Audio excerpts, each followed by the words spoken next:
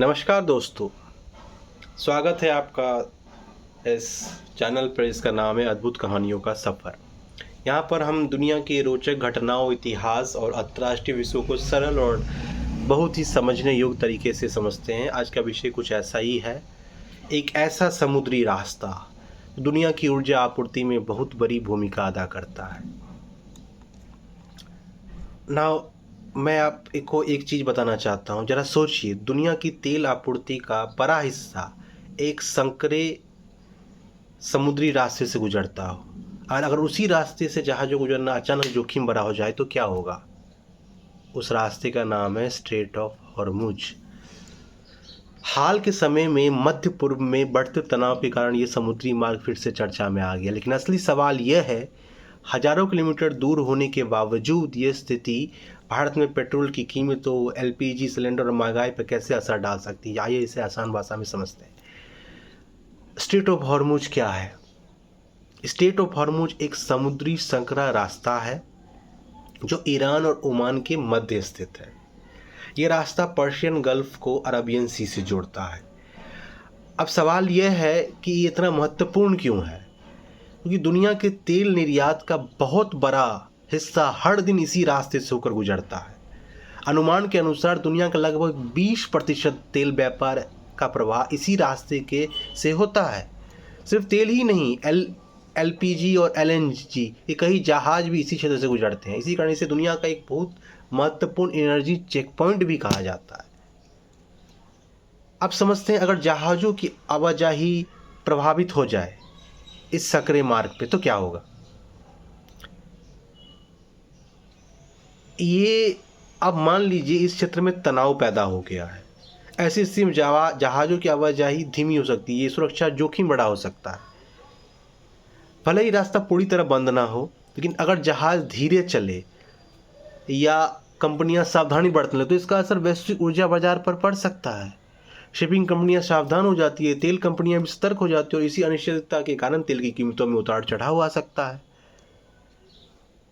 अब समझते हैं भारत पर इसका क्या असर पड़ सकता है। भारत दुनिया के सबसे बड़ा ऊर्जा उपभोक्ताओं में से एक है, लेकिन भारत अपनी कुल तेल आवश्यकता का 80% से अधिक आयात करता है। आप समझते हैं, दूसरे देशों से मंगाता है। इन आयातों का बड़ा हिस्सा मध्य पूर्व के देशों से आता है, जहां अभी ये तनाव चल रहा है। इसलिए अगर खाड़ी क्षेत्र के समुद्री मार्ग प्रभावित होते हैं, जैसा कि स्ट्रेट ऑफ हॉर्मुज, तो भारत को तेल की कम कीमतों या आपूर्ति के रूप में कुछ दबाव महसूस हो सकता है। नाउ समझते हैं कि एलपीजी और रोज़मर्रा की ज़िंदगी इससे कैसे प्रभावित हो सकती है।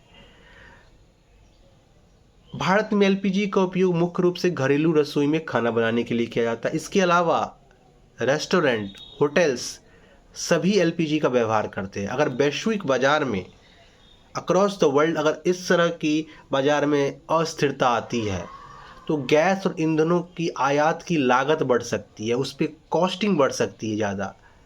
ऐसी स्थिति में आमतौर पर घरेलू उपयोग के लिए एलपीजी आपूर्ति को प्राथमिकता दी जा सकती है, ताकि घरों में रसोइयाँ प्रभावित ना हो।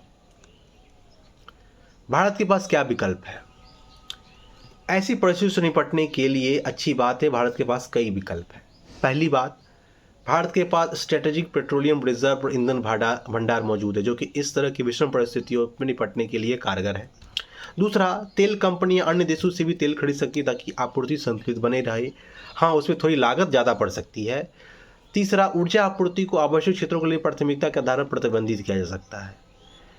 अब सबसे महत्वपूर्ण बात यह है कि यह समझना जरूरी है कि वैश्विक ऊर्जा बाजार अक्सर अंतर्राष्ट्रीय तनाव के प्रति तेजी से प्रतिक्रिया देते हैं, लेकिन सरकारें और ऊर्जा कंपनियां आमतौर पर कई कदम उठाकर आपूर्ति को स्थिर रखने का कोशिश करती है, तो घबराइए नहीं।